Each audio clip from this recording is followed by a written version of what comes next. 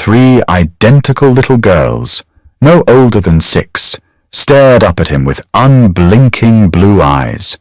Their fingers were sticky with melting strawberry ice cream, dripping onto the pristine pavement. Vincent didn't care about kids. He cared about the shipment coming in at midnight. But then the middle one stepped forward, pointing a small, sticky finger at the rolled-up sleeve of his tailored shirt. "Hello, sir," she chirped. "Our mother has a tattoo just like yours." Vincent stopped breathing. The jagged compass pointing southeast on his forearm suddenly burned. Cigarette smoke and burnt sugar hung heavy in the humid afternoon air. Vincent hated street festivals, but the syndicate needed the good PR. So he stood near the edge of the cordoned-off square, pretending to sip a lukewarm espresso from a flimsy paper cup. The cardboard was going soft under his thumb. He tasted the sour acidity of the cheap coffee and immediately tossed it into a nearby overflowing trash can. His knuckles still ached from the night before, a dull, rhythmic throb at the base of his index finger. He rubbed it absent-mindedly, his gaze sweeping over the crowd of oblivious civilians. Sweaty bodies, loud music, the greasy smell of fried dough. It was suffocating. He pulled back the left sleeve of his linen shirt, letting the faint breeze hit his skin.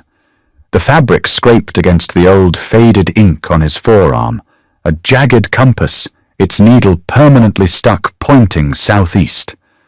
A stupid, impulsive mistake from 8 years ago, etched in a basement parlor in Brooklyn while a woman with whiskey on her breath held his other hand. He felt the tug on his trousers before he saw them. Vincent looked down, a sharp retort dying on his tongue. 3 of them, identical down to the unruly mess of curly brown hair and the missing left front tooth. They wore faded yellow sundresses, the hems dusted with street dirt. The one on the left was chewing her lower lip. The one on the right was aggressively attacking a melting cone of strawberry ice cream, the pink sludge coating her knuckles. The one in the middle, apparently the ringleader, wiped her hand unceremoniously on her dress and pointed right at his exposed arm. "Hello, sir," she said. Her voice was painfully bright, cutting through the low hum of his impending migraine. "Our mother has a tattoo just like yours." Vincent froze. It wasn't a poetic pause. It was a violent physical halt of his nervous system. His lungs locked up, refusing to expel air. The ambient noise of the festival, the screeching rides, the laughing teenagers, the distant police sirens turned into static. He stared at the girl's finger. It was hovering inches from the compass. "No one has this tattoo. It wasn't flash art off a parlor wall. He had drawn it himself on a napkin. Southeast, the direction they were supposed to drive when they finally got out of the city. He got his. She never showed up to get hers. She just vanished. What did you say?" Vincent's voice cracked. It sounded like gravel scraping against sheet metal. He didn't drop to one knee. He didn't offer a gentle smile.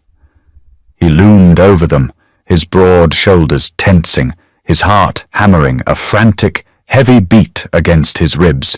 The middle girl shrank back slightly, intimidated by the sudden shift in his posture, but she held her ground. "Your picture," she mumbled, pointing again, less confidently this time. "Mama has the broken compass. On her ribs. I saw it when she was changing into her work shirt." Vincent felt a cold sweat break across the back of his neck. His stomach pitched. He looked closely at the girls for the first time. The ice cream, the dirt, the cheap dresses. But beneath that, the sharp slope of their noses, the defiant tilt of the middle one's chin, the startling pale blue of their eyes. His eyes. "Where is your mother?" he asked. The words barely made it past the tight constriction in his throat. He reached out, his large, calloused hand hovering near the girl's shoulder, terrified to actually touch her. He smelled damp earth and artificial strawberry. She's getting napkins. The ice cream eater piped up, completely oblivious to the air being sucked out of the space around them. Maya, don't talk to strangers. A voice snapped from the crowd. Vincent's blood turned to ice. It was a voice he had spent the last 7 years trying to drown out with cheap whiskey, expensive women, and the deafening roar of gunfire. It was raspy, laced with perpetual exhaustion, yet unmistakably hers. He turned his head slowly. The muscles in his neck felt tight, rigid. She was pushing through a group of teenagers, clutching a wad of thin, brown paper napkins. She wasn't the pristine memory he kept locked in the back of his mind. She looked thin, tired. Her hair was pulled into a messy knot, strands escaping to stick to her sweaty forehead. She wore a faded grey t-shirt that belonged to a hardware store, and her jeans were frayed at the hems. She shoved past a large man, her eyes locked on her daughters, scolding them before she even fully processed who they were talking to. I told you 3 to stay by the bench. Do you have any idea how— Her voice died. She looked up. Her eyes met Vincent's. The brown paper napkins slipped from her fingers, scattering like dead leaves onto the sticky asphalt. For a second, nobody moved. The air between them felt dense, like water right before it boils. Vincent looked at her, truly looked at her, and felt a sick knot of anger and relief twisting in his gut. Linda. 7 years. He had ripped apart the city looking for her. He had broken bones and burned down warehouses under the suspicion that a rival family had taken her. When the ashes settled and he found nothing, he assumed she was dead. He mourned her in silence, turning his grief into a weapon that carved him into the ruthless head of the family he was today. And here she was, standing next to a funnel cake stand, looking like a suburban ghost. Linda's face was completely drained of blood. Her mouth opened, closed, and opened again. She took a half step backward, her worn sneakers scraping against the pavement. It was the instinct of a prey animal cornered by a predator. Mama? The girl on the left, the quiet one, tugged at Linda's jeans. The touch seemed to electrocute Linda back to life. She lunged forward, grabbing the arms of the 2 girls closest to her, physically yanking them behind her legs. She didn't say a word to Vincent. She didn't offer a tearful apology or a shocked greeting. She just gathered her children like a shield and tried to turn away. Don't, Vincent said. It wasn't a shout. It was a low, vibrating command that didn't carry past the 3 feet between them, but it hit Linda like a physical blow. She froze, her back to him. He stepped closer. He could smell her now. Not the expensive, heavy jasmine perfume he used to buy for her. She smelled like laundry detergent and old frying oil. It broke something fundamental inside him. Turn around, Linda, he muttered, the syllables burning his tongue. You take 1 more step, and my men will have the exits blocked before you hit the crosswalk. It was a bluff. Mostly. He was here alone, save for a driver parked 2 blocks away. But she didn't know that. She only knew the Vincent from before, the one who was climbing the ranks with bloody knuckles. Linda slowly turned back around. Her chest was heaving. The girls huddled against her legs, sensing the sudden shift in the atmosphere. The ice cream cone dropped to the ground, the pink scoop splattering over Vincent's polished leather shoe. He didn't blink. Vincent, she whispered. Her voice shook, vibrating with a raw, ugly terror that made him sick to his stomach. She wasn't looking at his face. She was looking at his hands, watching for a weapon. A broken compass, he said, his voice flat, devoid of the hurricane roaring inside his head. He pointed a finger at the 3 identical faces peering at him from behind her thighs. And 3 girls. They look about 6. Linda swallowed hard. Her throat clicked. They're 5. Small for their age. Don't lie to me, he snarled, the civilized veneer cracking. A woman walking past gave them a wide berth, shooting Vincent a nervous look. He forced his shoulders down, shoved his hands deep into his pockets so Linda wouldn't see them shaking. "Do not stand here and lie to my face, Linda. I can do the math. They're mine," she hissed back, a sudden, desperate ferocity lighting up her exhausted eyes. She pulled them tighter against her. "Just mine. They have my eyes," he countered, the reality of it finally sinking its claws into his brain. 3 of them. He had missed 6 years? First steps, first words, broken teeth and scraped knees. He had been sitting in dark rooms counting dirty money while she was raising his children in faded clothes. Why? The single word carried the weight of 7 years of rotting grief. Linda looked around frantically. "We can't do this here. Please, people are staring." Vincent glanced over his shoulder. A few of the syndicate's street-level guys were stationed near the festival entrance, completely oblivious to their boss having a mental breakdown by the trash cans. If he made a scene, it would get back to the underbosses. He couldn't afford weakness. Not now. "My car is parked on 4th and Elm," he said, his tone turning clinical, detached. It was the voice he used when ordering a hit. "Walk. Do not run. Do not try to duck into a store. If I lose sight of you, Linda, I will tear this entire borough apart, brick by brick. Understand?" She nodded once, a jerky mechanical motion. The walk to the car was agonizing. Vincent stayed exactly 2 paces behind them. He watched the way Linda ushered the girls, her hands constantly touching their heads, their shoulders, guiding them through the crowd. He watched the synchronized bounce of their curls. 3 girls. His blood. He felt entirely hollowed out. He was a man who dealt in control, in predictable outcomes. You threaten a man, he pays. You shoot a man, he bleeds. You love a woman, she stays. That was the rule he thought they had. But she hadn't stayed. She had run, carrying a secret that was currently leaving sticky footprints on the sidewalk. When they reached the sleek black SUV, his driver, Thomas, stepped out, his stoic expression faltering for a fraction of a second as he took in the ragged woman and the 3 identical toddlers. "Open the back," Vincent ordered. Linda balked at the door. "Vincent, please, don't put us in there. We can go to a diner, a public place." "Get in the car, Linda." She closed her eyes, a tear finally escaping and cutting a clean line through the dust on her cheek. She bundled the girls into the spacious back seat. They scrambled over the leather, suddenly fascinated by the luxury of the vehicle, the tension of the adults momentarily forgotten. Vincent slid into the back with them, leaving Linda to sit rigidly on the edge of the seat, as far away from him as possible. The heavy doors clicked shut, sealing them in a soundproof tomb of leather and expensive air conditioning. The engine idled, a low, comforting vibration that did nothing to soothe the electric tension inside the cabin.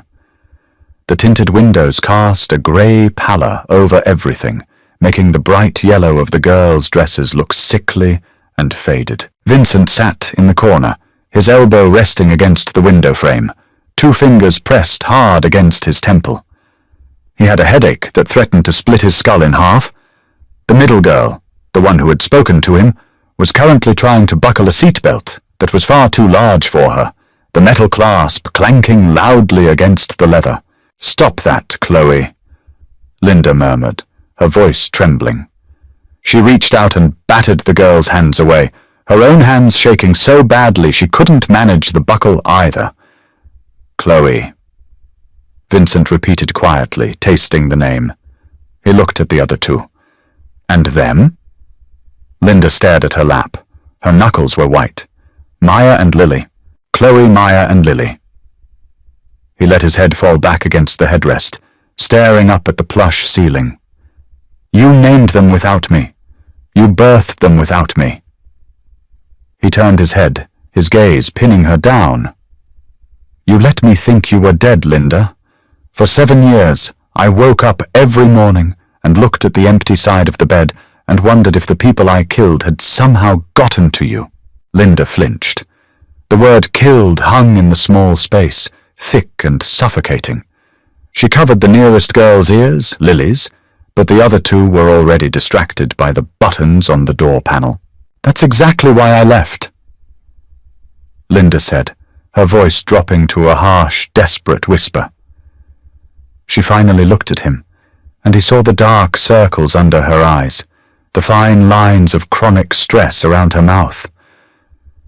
You think I wanted to run? You think I wanted to raise triplets in a one-bedroom apartment over a dry cleaner, stretching canned soup for 3 days? Vincent felt a muscle twitch in his jaw. You had my money. You knew the safe codes. I didn't want your blood money! She snapped, suddenly leaning forward, the fear momentarily eclipsed by a bitter, protective rage. Do you remember the night I left, Vincent? Do you? He remembered every agonizing second. He had come home late, his shirt soaked in another man's blood.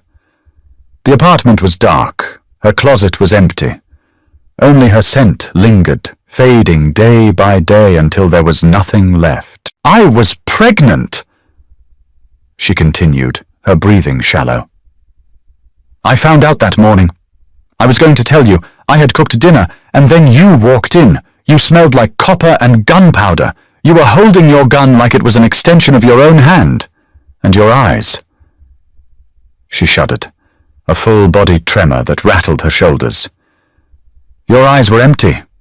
There was nothing human left in them. I looked at you, and I realized I couldn't put a child in that house. I couldn't let my babies grow up thinking that violence was as normal as breathing. So you stole them from me, Vincent said, his tone lethally soft. He didn't defend himself. He knew what he was. He had accepted the monster in the mirror a long time ago, but he had always believed Linda was the one thing he would never corrupt. You played God. You decided I wasn't worthy. You weren't, she cried softly, tears spilling over her lashes. You were going to war with the Moretti family. There were hitmen watching our building. Car bombs going off in the Bronx. If I stayed, they would have been targets before they were even born. I ran to keep them alive. Vincent looked away from her, his chest tightening until it hurt to inhale. He looked at Maya, who had found a pristine white handkerchief in the door pocket and was currently using it to wipe the sticky strawberry residue off her fingers, staining the expensive silk pink. He wanted to scream. He wanted to hit something, to shatter the bulletproof glass with his bare hands. The absolute worst part of her confession wasn't the betrayal. It was the fact that she was right.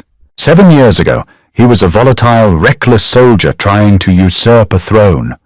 The violence was indiscriminate. If his enemies had known Linda was pregnant, they wouldn't have hesitated. They would have sent her back to him in pieces. But admitting she was right felt like swallowing broken glass. The tattoo, he said suddenly, shifting the subject because the current one was tearing him apart from the inside. Why did you get the compass? Linda looked down at her hands. She rubbed her thumb over her wrist, an old, nervous habit. I got it 2 years ago, in Chicago. I was waitressing at a diner. The girls were sick, ear infections, all 3 of them at once. I hadn't slept in 4 days. I was so tired, Vincent, so damn tired. I missed you. She let out a wet, pathetic laugh. Isn't that sick? I was terrified of you. I ran from you, but I missed you every single day. I got the compass because no matter how far I ran, the needle was always pointing back to you. Vincent squeezed his eyes shut. The admission gutted him. It wasn't a romantic delindation. It was a tragedy. It was 2 ruined people who couldn't coexist without destroying each other. He opened his eyes and looked at the 3 girls. They were quiet now, sensing the heavy, depressive weight of their mother's tears. Chloe, the brave one, slid across the leather seat.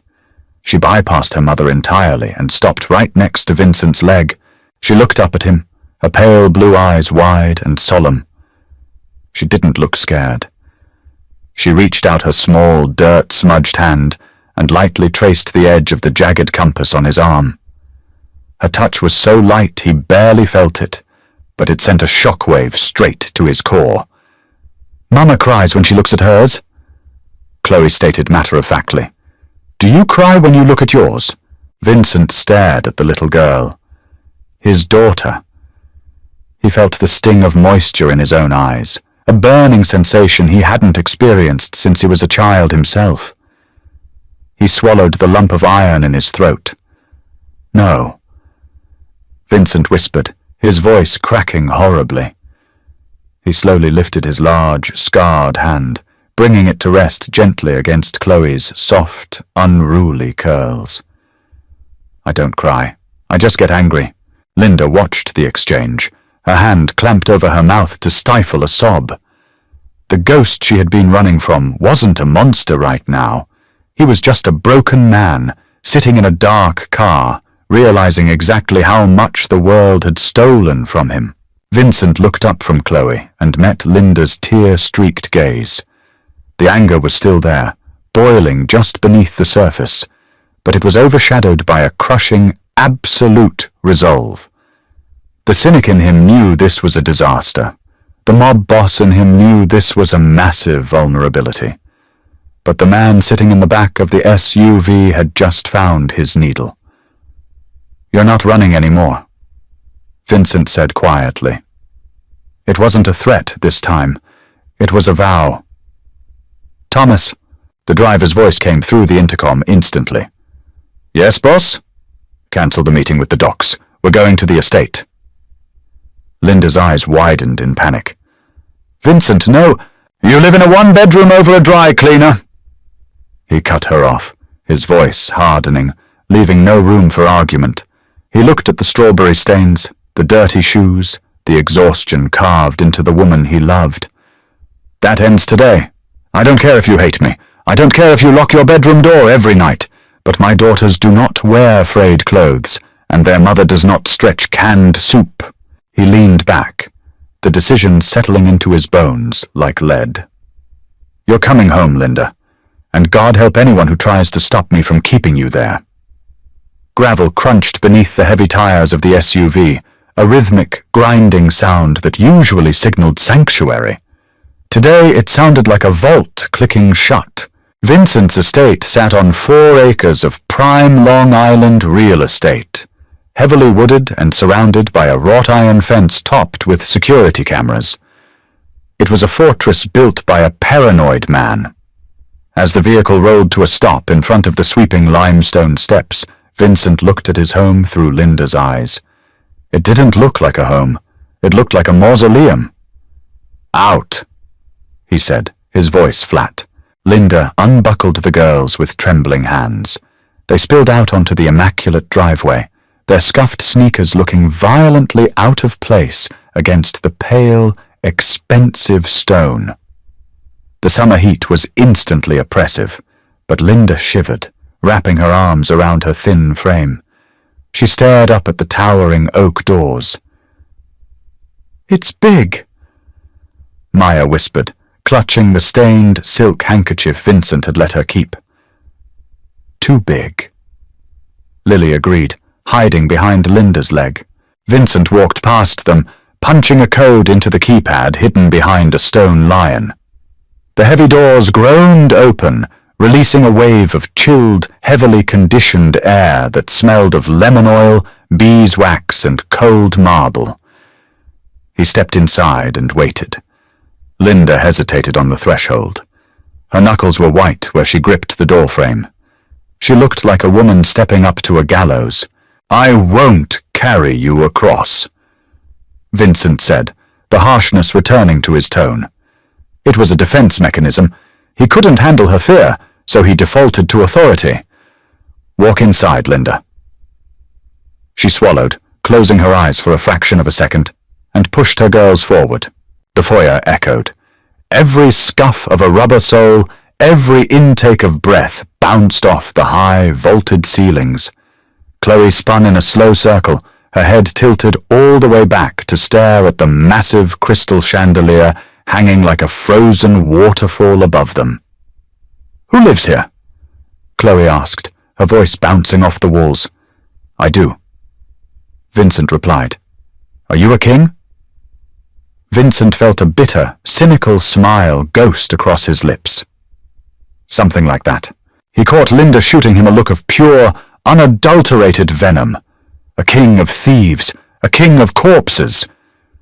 He read the words in her eyes as clearly as if she had screamed them. "Mrs. Gable!" Vincent barked. The shout was too loud. Maya flinched violently, bursting into sudden, high-pitched tears. Vincent froze. He looked at the crying 5-year-old, his heart seizing in his chest. He took a step toward her, his hands twitching uselessly at his sides. He knew how to break a man's jaw. He knew how to dismantle a cartel's supply line. He had absolutely no idea how to stop a child from crying. Linda dropped to her knees instantly. She didn't shush the girl. She just pulled Maya into her chest, burying her face in the messy brown curls, rocking her gently back and forth. "It's okay, baby. It's just an echo. It's just a big, loud house. Mama's here." Vincent stood there, feeling entirely superfluous. He was the most powerful man in the tri-state area, and in his own foyer he was a clumsy, terrifying monster who made his daughter weep. A sturdy, grey-haired woman hurried down the curved staircase, wiping her hands on a pristine apron. Mrs. Gable stopped dead on the bottom step, her eyes widening behind thick spectacles. She looked from Vincent to the ragged woman on the floor, to the 3 identical faces. "Mr. Rossi," she breathed, entirely thrown off balance. "Prepare the East Wing guest suites." Vincent ordered, tearing his eyes away from Linda and Maya. He kept his voice deliberately low this time. "All 3 connected rooms. Get the chef to make something kid-friendly. Pasta, chicken, I don't care. Just make a lot of it." "Yes, sir. Right away, sir." Mrs. Gable hurried off, casting one last bewildered glance over her shoulder. "I don't want to be in the East Wing," Linda said, standing up, Maya still clinging to her neck. "I want us in one room, together." "The beds are king-sized," Vincent countered. "There's plenty of room, but they get their own space. They aren't sleeping on top of each other anymore." "They're sleeping with me," Linda snapped, her maternal instinct completely overriding her fear of him. She glared at him, a fierce, protective fire burning away the exhaustion. "They are in a strange place with a man who carries a gun in the waistband of his tailored pants. You really think I'm letting them out of my sight?" Vincent's hand instinctively brushed his hip, feeling the cold, hard weight of the steel concealed beneath his jacket. He hadn't realized it was printing. Or maybe Linda just knew him too well. He stared her down, the silence stretching taut between them. The syndicate bent to his will. Politicians took his calls. But this tired, frayed woman in a hardware store t-shirt held her ground, daring him to push her. He broke eye contact first. "Fine, 1 room, but tomorrow I'm having a decorator come in. They get whatever they want." "You can't buy them," Linda whispered, her voice laced with a tragic certainty. "Watch me," Vincent replied, turning on his heel. He needed a drink. He needed 5. The air in the foyer was suddenly too thin to breathe. Midnight settled over the estate like a heavy velvet curtain. The silence was absolute, a stark contrast to the perpetual sirens and traffic of the city. Vincent stood by the floor-to-ceiling windows of his study, staring out at the manicured lawns bathed in the harsh, white glare of security lights. A crystal tumbler of scotch rested in his hand. The ice had melted an hour ago, watering down the amber liquid. But he hadn't taken a sip. His skin crawled with adrenaline. He couldn't sleep. Every time he closed his eyes, he saw the jagged compass on Linda's ribs, felt the phantom touch of Chloe's sticky finger on his arm. 3 girls, 5 years old. He set the glass down on his mahogany desk with a sharp clink. He needed to check on them. The walk to the east wing felt like crossing a minefield.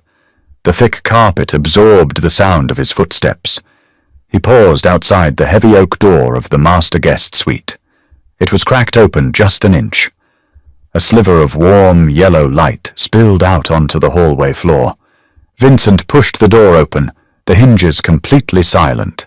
The massive bed was a tangled nest of heavy silk sheets and down comforters. The three girls were piled together in the center, a chaotic jumble of limbs and curly hair. Maya had her thumb in her mouth. Lily was sprawled across Chloe's legs. They were breathing in a slow, synchronized rhythm. Vincent felt a physical ache in his chest, a hollow, grinding pain that radiated down to his ribs. He stepped closer.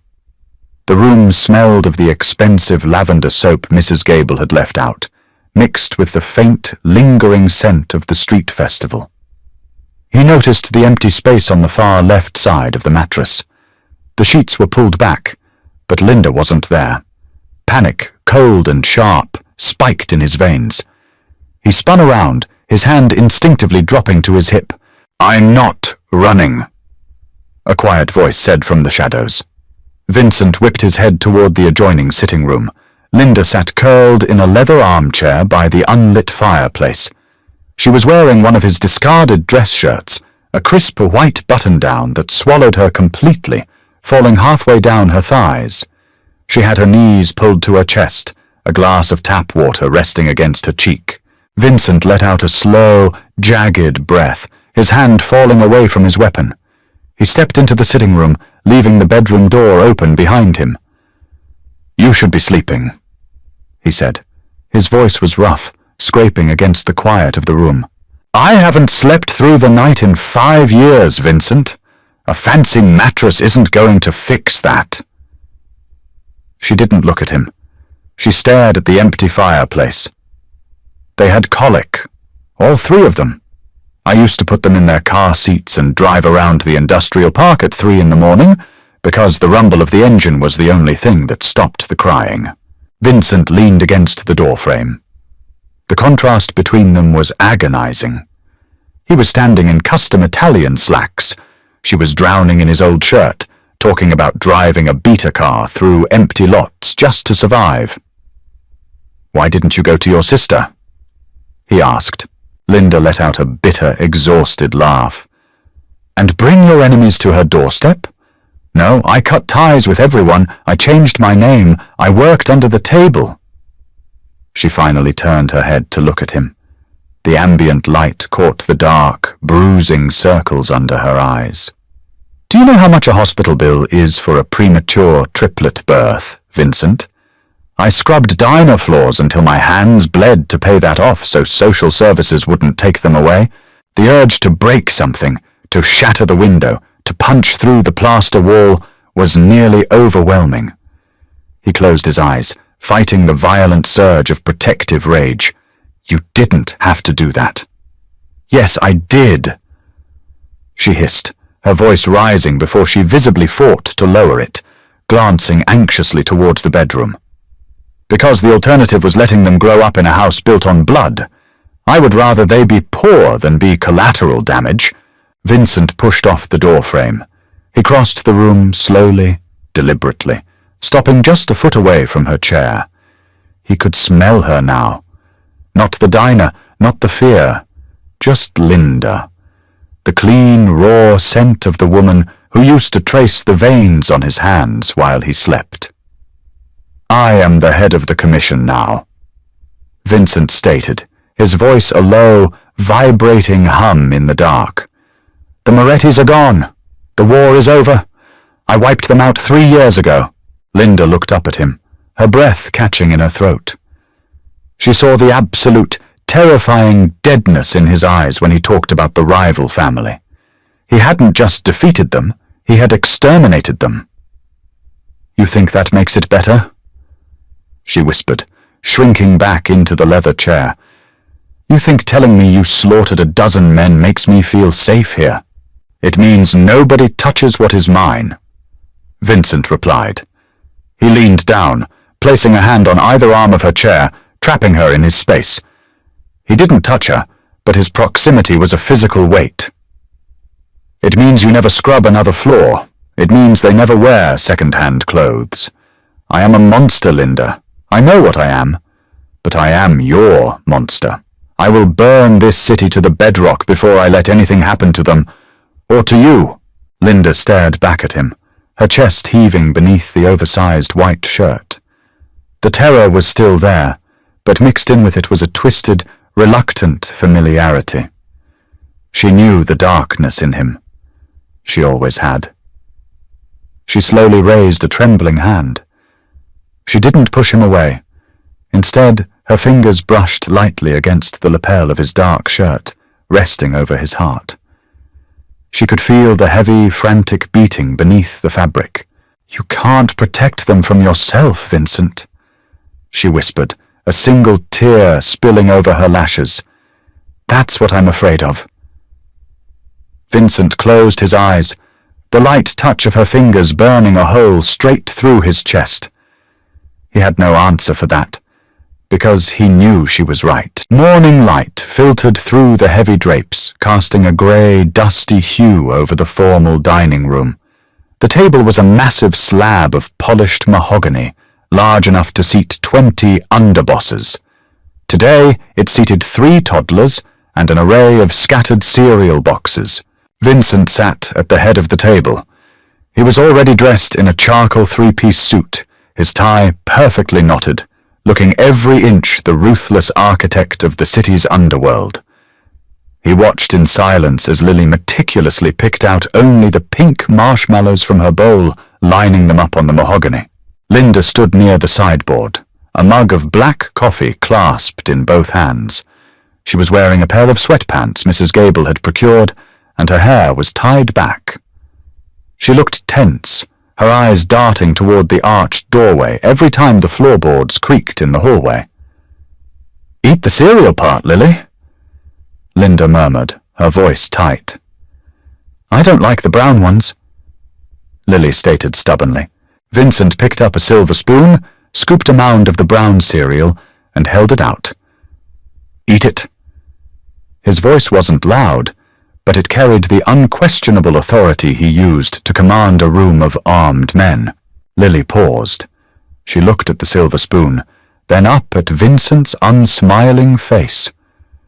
To Linda's absolute horror, the little girl didn't cry.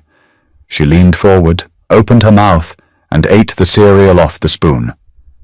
She chewed slowly, maintaining eye contact with the terrifying man at the head of the table. Vincent set the spoon down. Good. The heavy, oppressive silence of the breakfast was shattered by the sharp, grating buzz of the intercom near the door. Vincent didn't flinch. He pressed a button under the lip of the table. "Yes." Thomas's voice crackled through the speaker. "Boss, Leo is at the gate. He says it's urgent, regarding the docks." Linda's head snapped up. The coffee sloshed over the rim of her mug, burning her knuckles. She ignored the pain, her eyes wide with sudden panic. Leo. She remembered Leo. He was a shark in a tailored suit, Vincent's most vicious enforcer. He was the very reason she had run in the first place. "Keep him at the gate," Vincent ordered. "He's already inside the perimeter, boss. He followed the caterer's van through." Vincent's jaw locked. A muscle ticked violently under his cheekbone. He stood up, the chair scraping loudly against the hardwood floor. Maya jumped, dropping her spoon into her milk with a splash. "Stay here," Vincent commanded, locking eyes with Linda. "Do not come out into the hallway. Keep them quiet." He didn't wait for her response. He strode out of the dining room, pulling the heavy double doors shut behind him until they clicked. The foyer was bright and cold. Leo was standing near the center, wiping his expensive leather shoes on the Persian rug. He looked up as Vincent approached, a slick, dangerous smile spreading across his face. "Vince! Sorry to crash the morning coffee," Leo said, his voice smooth like oiled glass. "But when you blow off a shipment at midnight and go completely dark, people get nervous. The Colombians are asking questions." "The Colombians get paid either way. Tell them to wait," Vincent replied, his tone lethal. He stopped 10 feet away from Leo, his posture relaxed but coiled like a spring. Leo tilted his head, his eyes sweeping the massive, empty foyer. "You never cancel a drop?" "Never." "What happened?" "You look like you haven't slept." "I had personal business," Vincent said smoothly. "It's handled." Leo's gaze drifted past Vincent. He paused. The slick smile faded, replaced by a sharp, predatory curiosity. Vincent didn't turn around, but his peripheral vision caught it. A small, bright yellow sandal. It was sitting halfway up the grand staircase, dropped by Maya the night before when she was crying. It stuck out against the dark wood and white marble like a flare gun going off in the dark. "Personal business," Leo repeated softly, his eyes locked on the tiny shoe. "Since when do you host playdates, Vince?" The air in the foyer suddenly dropped 10 degrees. Vincent felt the familiar, cold rush of adrenaline flood his veins. He took a slow, deliberate step to the left, physically blocking Leo's line of sight to the stairs. "Leo," Vincent said. His voice was a whisper, but it cut through the silence like a razor blade. Leo looked back at Vincent, his eyes narrowing slightly at the sudden, overwhelming shift in his boss's demeanor. "You and I have known each other for 15 years. Vincent continued, his voice terrifyingly calm. He didn't reach for his gun. He didn't need to.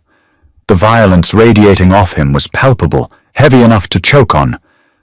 "So I am going to give you one piece of advice, and you are going to take it to your grave." Leo swallowed hard, the smirk entirely gone. He realized, too late, that he had stepped onto a landmine. "Vince, hey, I was just...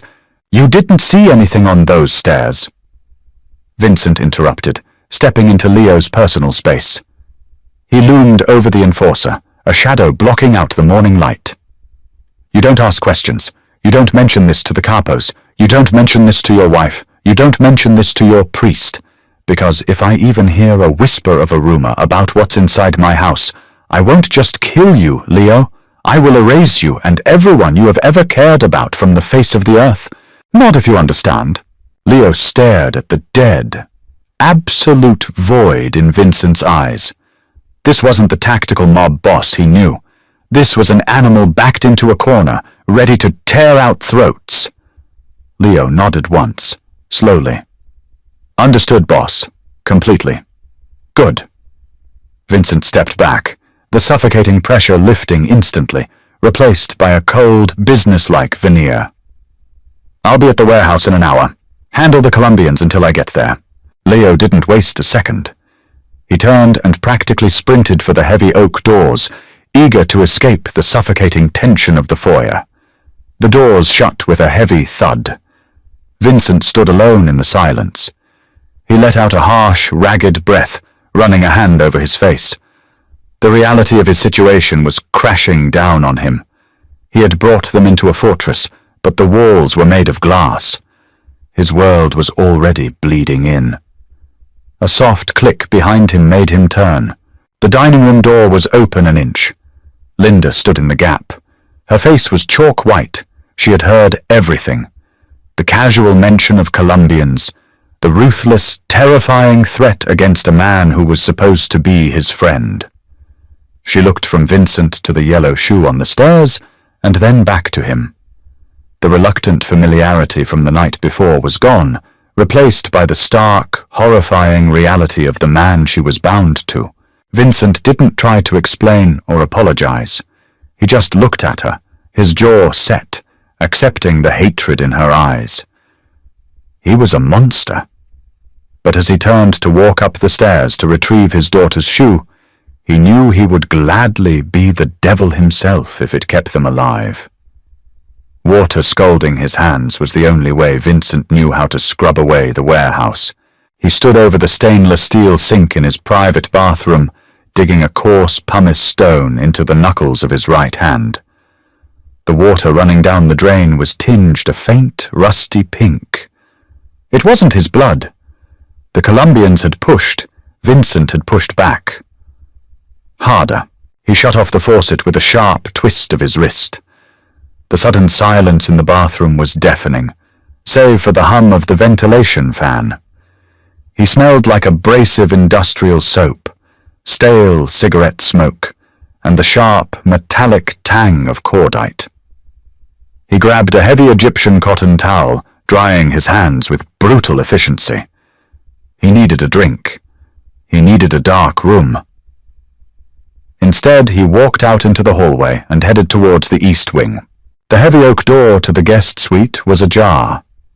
As he pushed it open, the sterile, silent atmosphere of his mansion vanished, replaced by absolute chaos. Humid air rolled out of the adjoining master bathroom, carrying the heavy, artificial scent of strawberry bubble bath. The sound of splashing water echoed off the marble tiles, punctuated by a high-pitched squeal. Vincent stepped to the bathroom doorway.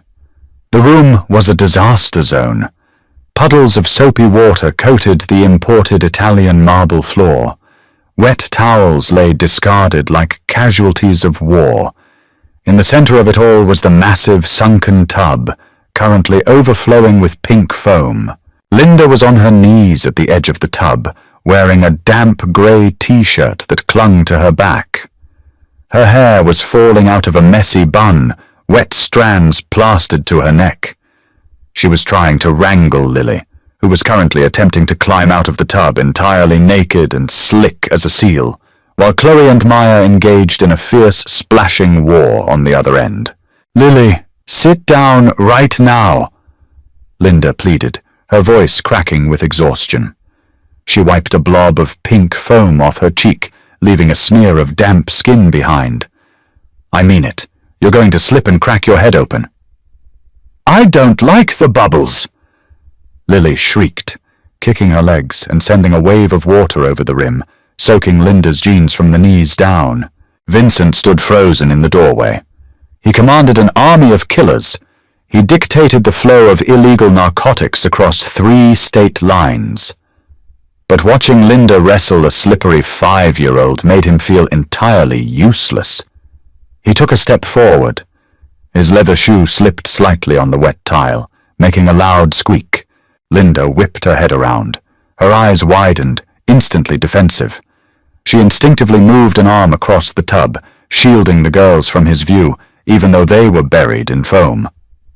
"I knocked," Vincent lied, his voice a low gravel. He hadn't. He never knocked in his own house. "We're busy," Linda snapped, her chest heaving. She looked at his crisp, dark suit, then down at her soaked clothes. The disparity was a physical wedge between them.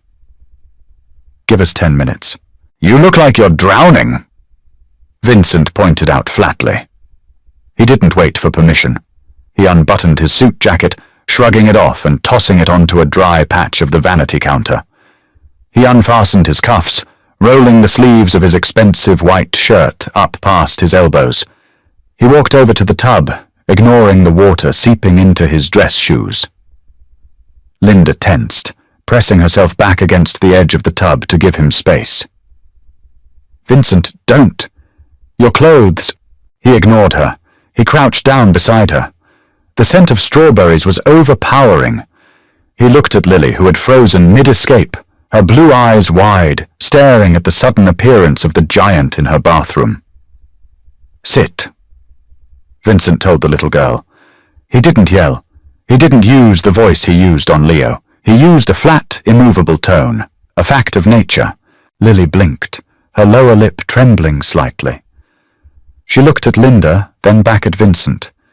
Slowly her small, slippery body slid back down into the pink water with a soft splash. "Give me the soap," Vincent said, holding his hand out to Linda. Linda hesitated. Her eyes dropped to his exposed forearms. The jagged compass tattoo sat dark against his skin on the left. But on his right arm, a thick silver scar cut a jagged path from his wrist to his elbow, a knife wound from a turf war 4 years ago. It was ugly. It was violent. Slowly she placed a plastic bottle of cheap tear-free shampoo into his massive calloused hand. Vincent squeezed a generous dollop into his palm.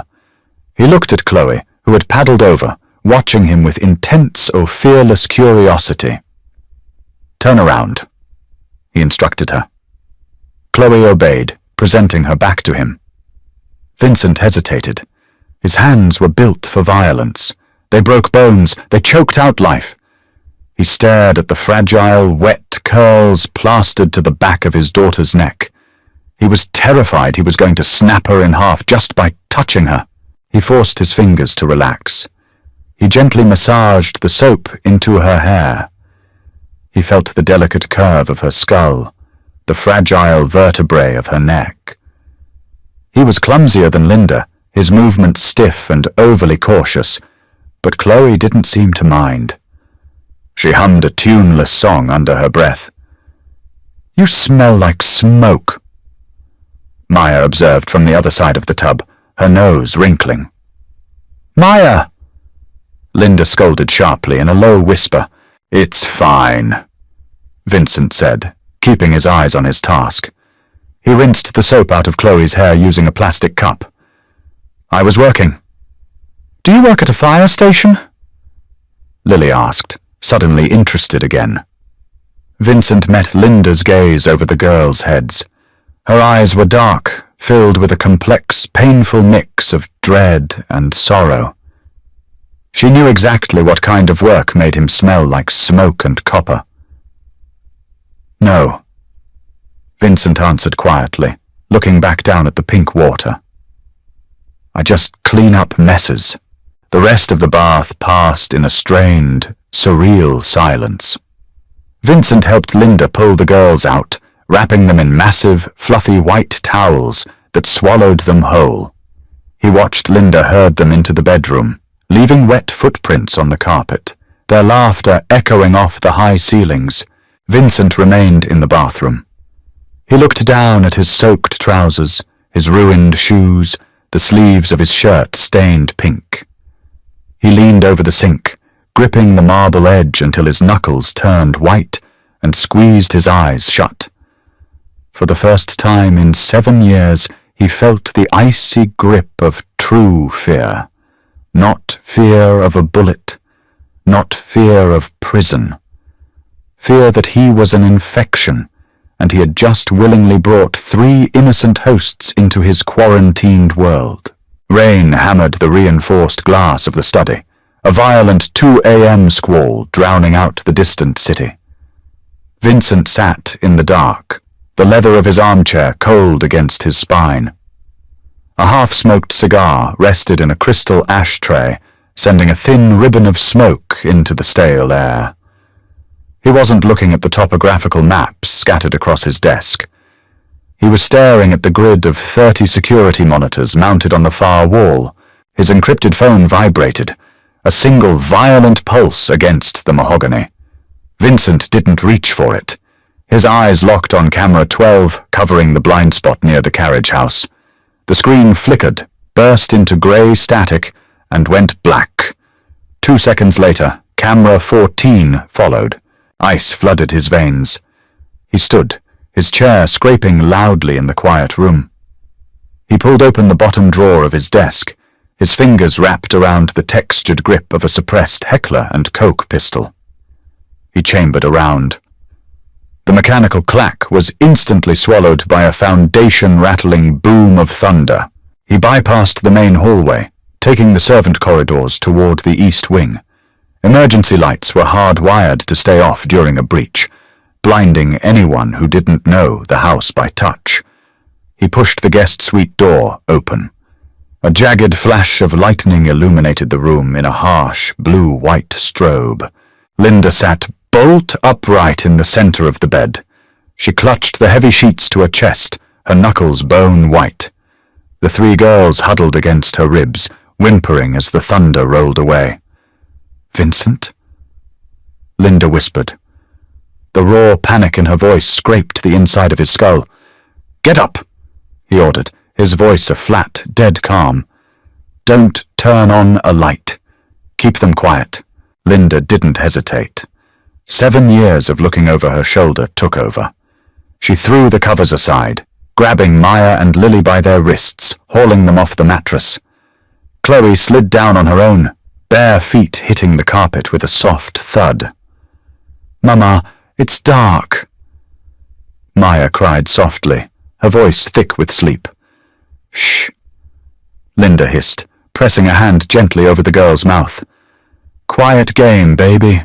Vincent closed the distance in 3 long strides. He grabbed Linda's upper arm. His grip was bruising, entirely lacking the gentle hesitation from the bathroom earlier. He hauled her toward the walk-in closet, shoving aside a row of heavy wool coats. Behind them sat a solid steel panel, flush against the drywall. He pressed his thumb to a hidden biometric scanner. A green light blinked. The steel panel hissed, sliding back to reveal a windowless room bathed in the red glow of backup LED strips. "Get inside," Vincent commanded. Linda pushed the girls into the narrow space. It smelled of cold concrete and recycled air. She turned back in the doorway, physically blocking him from closing it. In the bloody red light, her eyes dropped to the matte black pistol gripped in his hand. The exact violence she had starved herself to escape was staring her right in the face. "Who is out there?" she breathed, chest heaving. "It doesn't matter," Vincent said, stepping back. "You do not open this door for anyone but me. If the comms panel flashes yellow, it means I am dead. Thomas will pull you out through the basement tunnels." Linda lunged forward, her ice-cold fingers wrapping desperately around his wrist. She looked at the man she had run from, and the contradiction tore her in half. She despised the monster in him, but right now, that monster was the only thing standing between her babies and a shallow grave. "Don't die," she whispered fiercely. "You don't get to drag us back here just to leave us." A muscle twitched violently in his jaw. He reached up with his free hand, thumb brushing a damp curl away from her terrified eyes. "I'm not going anywhere." He pulled his arm back and hit the exterior wall switch. The heavy steel door slid shut, locking pins driving into the frame with a concussive thunk. Vincent turned away. The temperature in the room plummeted. The vulnerable man who had washed his daughter's hair ceased to exist. His breathing slowed.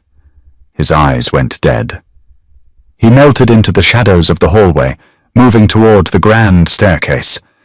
He smelled them before he heard the wet squeak of rubber soles, damp wool, cheap chemical aftershave, and the sharp tang of adrenaline. 3 men.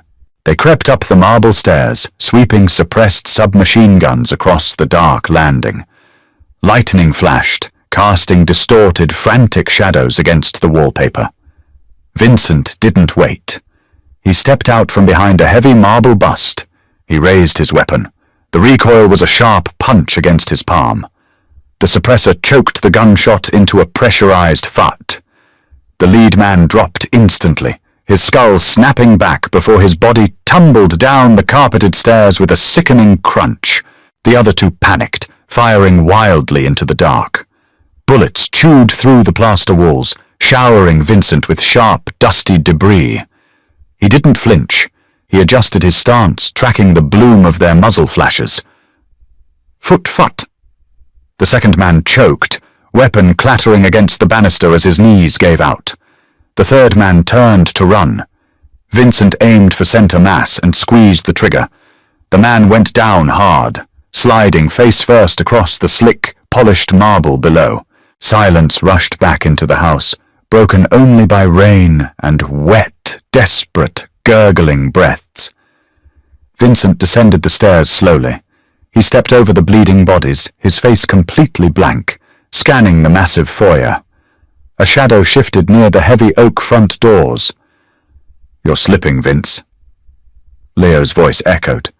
It was strained, vibrating with a nervous energy. "You should have kept your ghosts hidden." Vincent aimed into the dark corner. "You crossed the gate, Leo." "You made yourself weak!" Leo shouted, stepping out from behind a decorative pillar. He had a gun raised, hands shaking slightly in the gloom. "The families talk. They know you skipped the drop. They know you're suddenly soft. I was doing the commission a favor." "You were making a sloppy grab for the chair," Vincent corrected, tone devoid of emotion. "Maybe," Leo sneered, breath hitching. "But it doesn't matter. There's an armed team outside. They're going to burn this place to the ground. You and the baggage." Vincent didn't argue. He simply pulled the trigger. The bullet caught Leo square in the throat. The enforcer's eyes bulged in shock, hands flying to his neck as his weapon hit the floor. He stumbled backward, hitting the heavy door, and slid down, leaving a thick, wet smear against the wood. Vincent walked over to him. He kicked Leo's gun out of reach. He looked down at the man who had been his right hand for a decade. He felt absolutely nothing. No regret, just cold, mechanical necessity. He pulled his phone from his pocket, swiping the cracked screen. He dialed his driver. "Boss?" Thomas answered instantly, the heavy roar of an engine audible in the background. "Clean up the foyer," Vincent ordered, staring at the pooling blood soaking into his Persian rug. "There's a strike team outside the gate. Handle them." "Understood." Vincent hung up. He looked at his hands, smelling the distinct metallic copper scent filling the air. He was going to need to wash them again. The red light on the panic room panel blinked, turning a solid, bright green. Linda flinched as the heavy steel door hissed open. She was sitting on the floor of the closet, the three girls tucked under her arms, asleep from sheer emotional exhaustion. Vincent stood in the doorway. The emergency power had kicked back on in the main house, casting him in the harsh glare of the overhead lights. He was a terrifying sight. His white shirt was torn at the shoulder, revealing a dark, angry graze where a bullet had clipped him. Plaster dust coated his dark hair and clothes. There were streaks of blood on his jaw and his hands. Linda's breath hitched. She didn't look at the blood. She looked at his eyes. They were dark, hollowed out, the eyes of a man who had just severed a piece of his own soul to survive. "It's clear," Vincent said. His voice was hoarse, entirely flat. Linda gently untangled herself from the sleeping girls. She stood up, her legs shaking so badly she had to lean against the steel doorframe for a second to steady herself. She stepped out of the closet, closing the door softly behind her to keep the girls inside. She walked toward him. She didn't hesitate. She didn't shrink away from the smell of gunpowder and copper that clung to him like a second skin. She reached out, her trembling fingers gently touching the torn fabric at his shoulder. Vincent winced slightly, a sharp intake of breath hissing through his teeth. "Sit down," Linda commanded softly, pointing to the edge of the large bed. Vincent obeyed. He felt entirely drained, the adrenaline leaving his system in a rapid, nauseating wave. He sat on the edge of the mattress, his head hanging, staring at his ruined, bloody hands. Linda went into the bathroom. She returned a minute later with a damp washcloth, a bottle of antiseptic, and a towel. She knelt on the floor in front of him, slipping comfortably back into the dynamic they had shared a lifetime ago, when he was just a foot soldier coming home battered from the streets. She took his right hand, the one with the heavy silver scar. She began to wipe the dried blood from his knuckles. Her touch was excruciatingly gentle. "Who was it?" she asked quietly, not looking up from his hand. "Leo." Linda's hand stopped for a fraction of a second. She swallowed hard, staring at the raw, bruised skin on his knuckles. "Is he dead?" "Yes." The word hung in the air, heavy and final. Linda resumed wiping his hand. She didn't cry. She didn't yell. The cynical, brutal reality of their situation had finally burned away the last of her illusions. She had run to escape this exact moment, yet here she was, kneeling in the blood she had tried to avoid. "He won't be the last," Linda said, her voice dropping to a near whisper. There will be another Leo, another rival family, another sniper in the dark. I know, Vincent replied, staring down at the crown of her head. I can't live in a bunker, Vincent, she said, finally looking up. Her eyes were bright with unshed tears, but her jaw was set with a stubborn, fierce resolve. I won't let them grow up flinching at shadows. I won't let them normalize the smell of blood. Vincent felt the cold, hard knot in his chest tighten. You want me to let you go? It wasn't a question. It was a death sentence. No, Linda said softly. The word surprised him so much he physically jerked back. She tightened her grip on his hand, anchoring him in place. I spent 7 years running from you, and it almost broke me. I'm not running anymore. But I won't stay in a war zone, Vincent. You have to choose. Vincent stared at her, uncomprehending. Choose what? This is what I am. I run the commission. If I step down, they will tear me apart. They will come for you to get to me. Then don't step down, Linda countered, her voice hardening. Change the board. Liquidate the street operations. Move the money into legitimate shipping. Buy off the politicians. Shut down the drug routes and turn the syndicate into a ghost. You're smart enough to do it. You've just been too angry to try. Vincent looked towards the closet, the heavy steel door hiding his daughters. He thought about Chloe tracing his tattoo. He thought about Lily eating cereal off his silver spoon. He thought about the absolute terror in Linda's eyes when the storm broke. He looked back at the woman kneeling in front of him. She wasn't a hostage anymore. She was the only true thing in a life built on lies. It will take time, Vincent said slowly, the gears in his mind already grinding, calculating the sheer violence and political maneuvering it would take to launder his entire organization. It will be dangerous. We will have to disappear for a while, out of the country, a fortress somewhere they can't reach. Linda let out a shaky breath, a single tear cutting a clean line through the dust on her cheek. I don't care where we go, as long as it's not a cage. Vincent reached out with his left hand, the one uninjured, and gently cupped her face.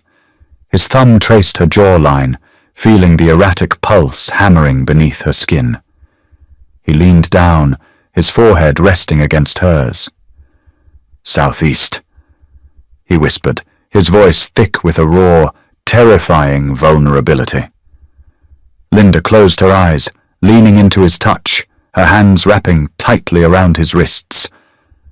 Southeast, she agreed. The storm raged outside, rattling the windows. But the silence inside the room was finally unbroken. It wasn't a fairy tale ending. It was a messy, dangerous, imperfect truce forged in blood and desperation. But as Vincent sat in the dim light, his hands stained and his future uncertain, he knew one thing with absolute, cynical clarity. The compass was finally pointing home. Did the explosive, emotional clash between Linda and Vincent keep you on the edge of your seat? The line between love and survival is razor thin in the criminal underworld, and their imperfect, dangerous romance proves that sometimes the only way out is through the fire. If you felt every heartbeat, every contradiction, and every terrifying choice in this Mafia drama, make sure to hit that like button. Share this video with fellow romance and thriller addicts, and subscribe to our channel for more intense, grounded and emotionally raw storytelling. What do you think Vincent will do next? Comment below.